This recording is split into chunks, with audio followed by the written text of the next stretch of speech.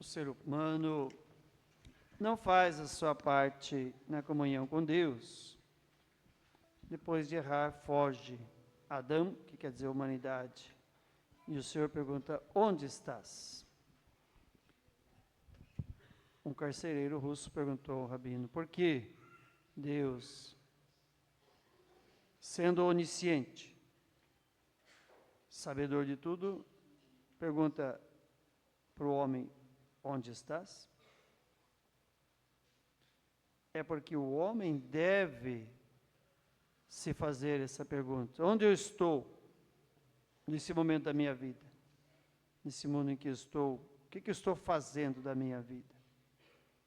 Assim como a outra pergunta que depois ele vai fazer a Caim: onde está o teu irmão? É para que ele pense: o que eu fiz do meu irmão?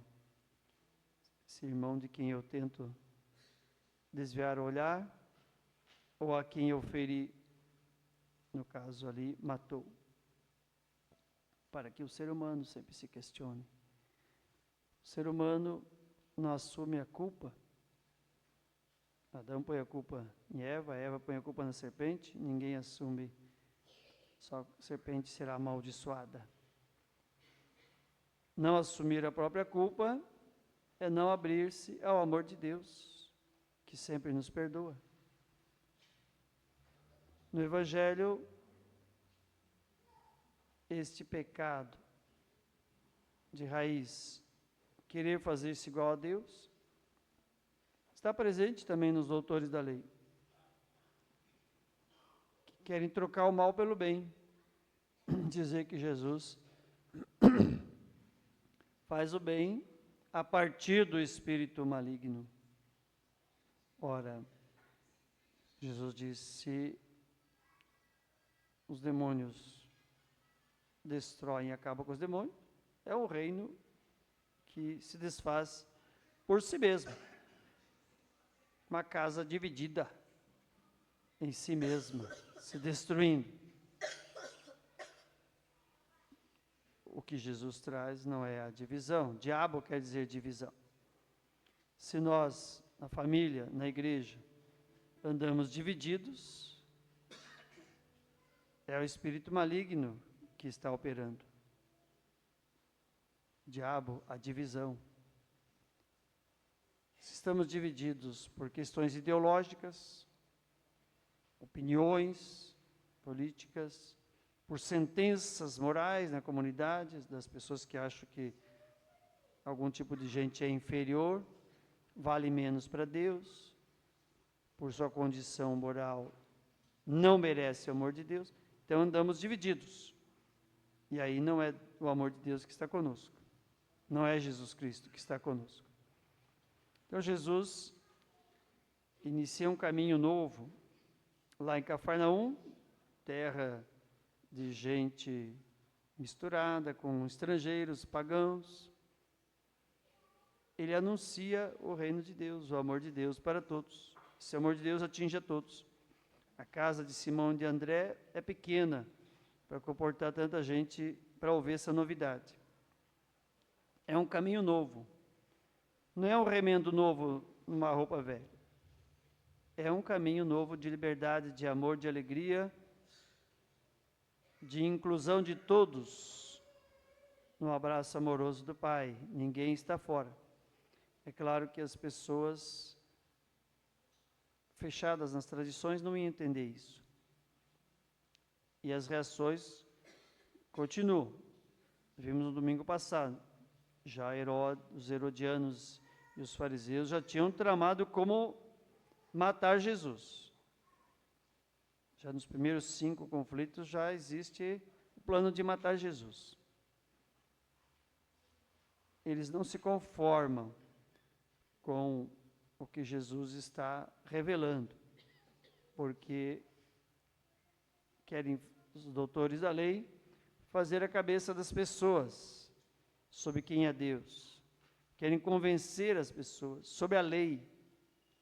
E Jesus vem questionando esse ensinamento. A lei é para servir o ser humano, para o bem do ser humano.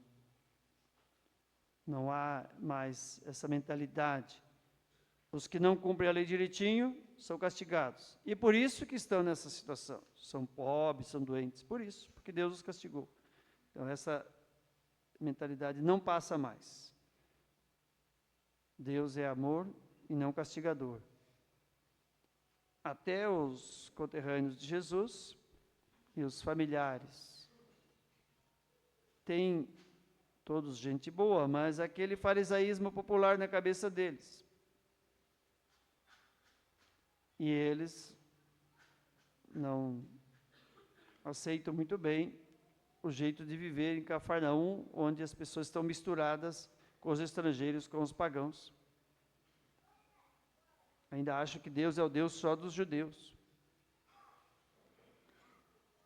Percebem que Jesus está num caminho perigoso, querem matá-lo. Percebem que isso tudo é uma loucura, não tem tempo nem para comer. Agora, o texto aqui, o texto grego original, quando se dizia que ele estava louco, se dizia, não é eles diziam que ele estava louco, se dizia que Jesus estava louco. Se dizia é indefinido, pode ser também toda a multidão que está ali, ou todos. Não é exatamente que os familiares diziam que ele estava louco.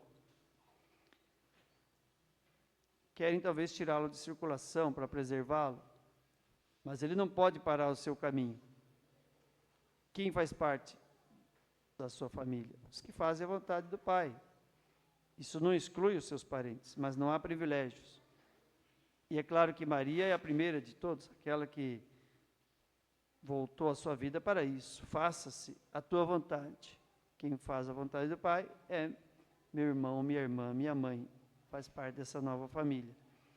Então, o privilégio não é por ser mãe biológica, como está em Lucas. Mais bem-aventurada é aquela pessoa que ouve e pratica a palavra. Mais bem-aventurado do que por ter amamentado este grande profeta, como eles diziam.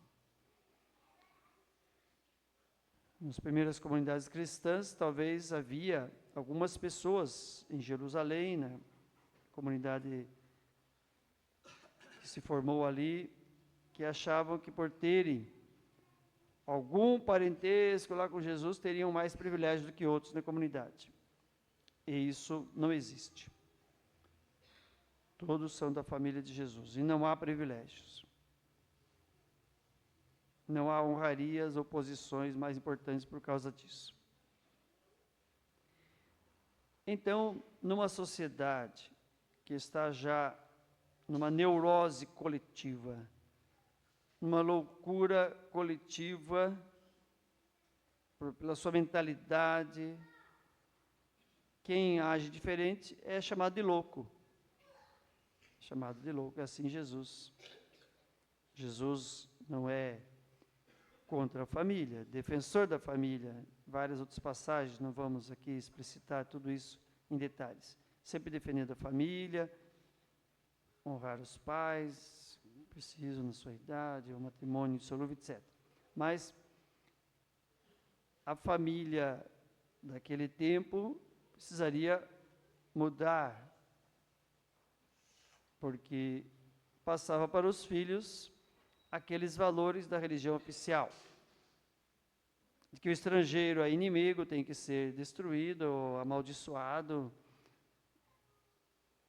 está longe do amor de Deus. De que a mulher é a propriedade do homem, quando é filho é propriedade do pai, depois que casa vira propriedade do marido. Que a criança não tem valor algum na sociedade.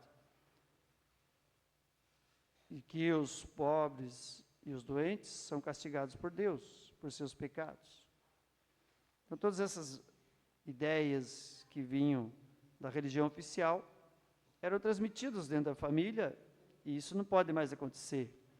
Agora, nessa nova família que Jesus forma, os que formarem as futuras famílias caminharão nesse novo caminho de amor, de liberdade, de vida, de alegria, em que o amor de Deus agora inclui a todos. Não é só para alguns, é para todos. Não há mais distinções e privilégios. Não há mais ninguém abandonado por Deus como eles pensavam. Então, nessa sociedade neurótica, trazer um caminho novo, um caminho em que a alegria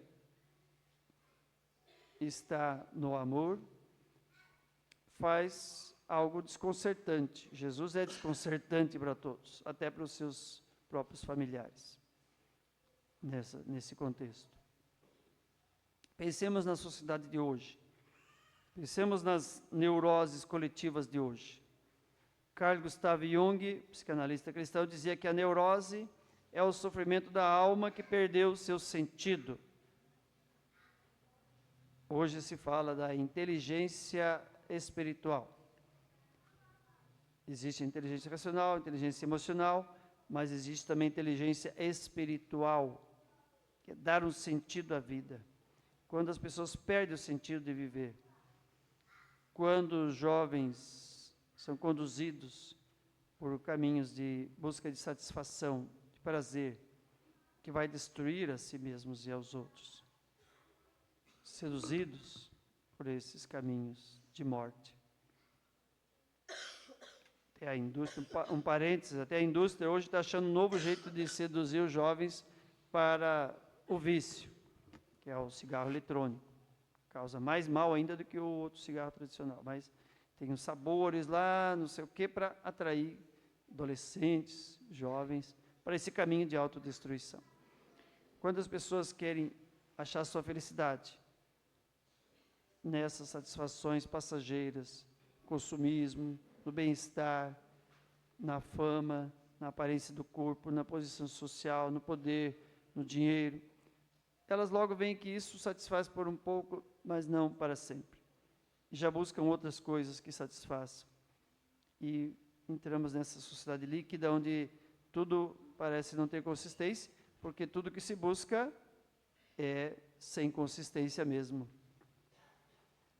Então, se não se busca o que é essencial, o que traz a alegria verdadeira, a vida interior, a interioridade, espiritualidade, a amizade verdadeira, que é partilhar sem busca de interesse, de vantagem pessoal, a capacidade de amar além dos limites, de amar os amigos, de socorrer os necessitados que estão ao nosso redor.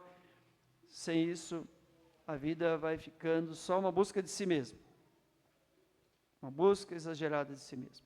Tem até a nova versão lá do pecado original, diz que a serpente dava fruta para Eva e dizia, coma que você vai ficar poderosa como Deus. Ah, não quero não.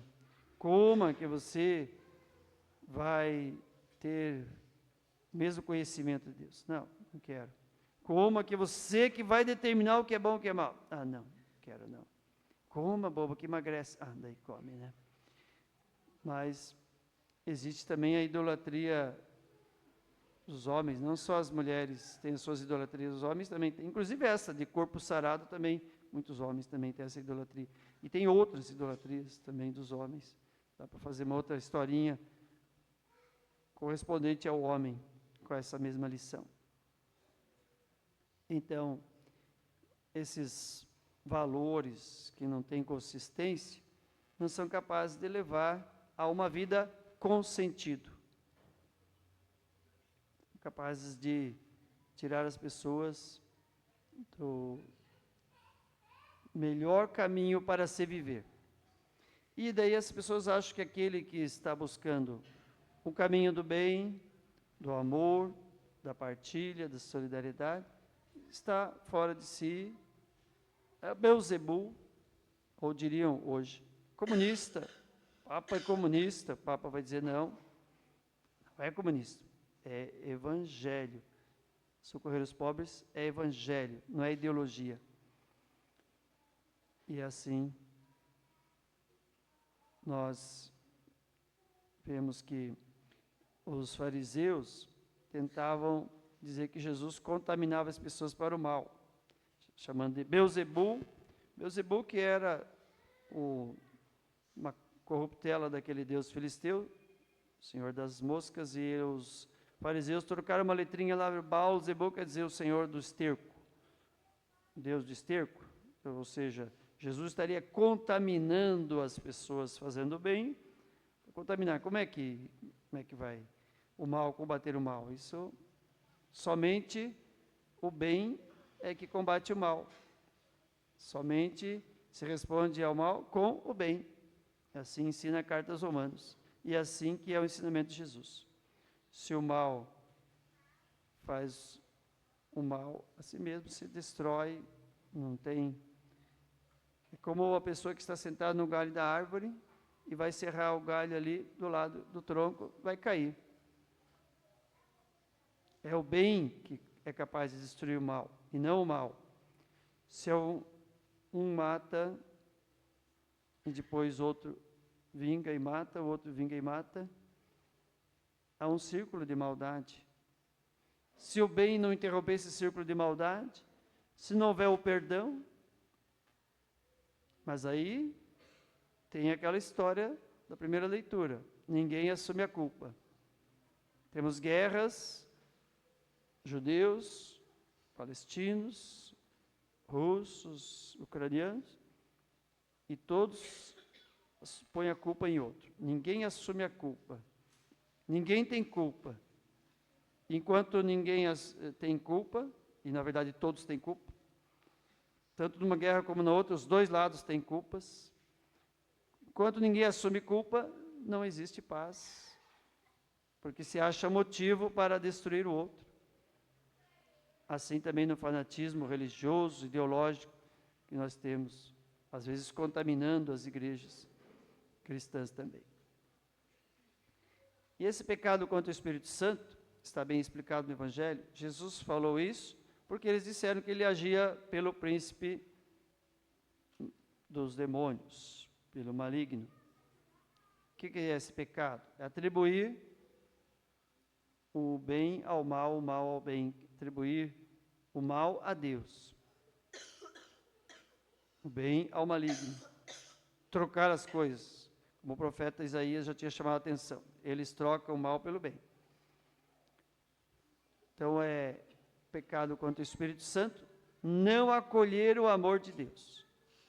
Nós, quando nos reunimos aqui, estamos todos acolhendo o amor de Deus que veio para todos nós, sem distinção.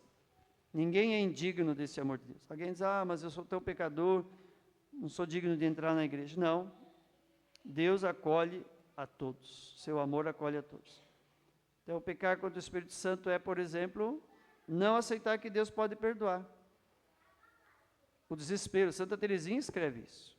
O pior perigo para um cristão é o desespero, achar que Deus não pode mais amar e perdoar. Então, não confiar na obra salvadora de Jesus, a obra divina de Jesus, que veio para trazer o amor para todos, o amor que redime, que reergue, que perdoa e que acolhe. Não considerar que Deus possa perdoar é um desses erros, porque você impede que Deus chegue até você. Deus ama a todos. Se a pessoa troca tudo, diz, não, Deus não quer o bem, então seu bem não vai me atingir, porque a pessoa considera que Deus não quer o bem. Também outro erro contra o Espírito Santo, de desconsiderar a obra divina de Jesus, a obra salvadora, redentora, do seu amor, da sua misericórdia, é a presunção. Só achar que não preciso de Deus, não preciso do amor de Deus, já estou salvo. Eu faço bem, eu já estou salvo, não preciso de Deus, não preciso da misericórdia de Deus. Isso também é outro erro contra o Espírito Santo, que age em Jesus para chegar a todos. Então, quando a gente vem à igreja, a gente venceu esse pecado contra o Espírito Santo, porque nós necessitamos de Deus. Nós consideramos que precisamos do seu amor, precisamos nos encontrar e vivenciar também o amor com a comunidade, com os irmãos, que nós não somos suficientes por nós mesmos e que não estamos também perdidos e sem esperança. que a palavra de Deus, então, nos conforte, nos anime, nos converta. Creio em Deus, Pai Todo-Poderoso,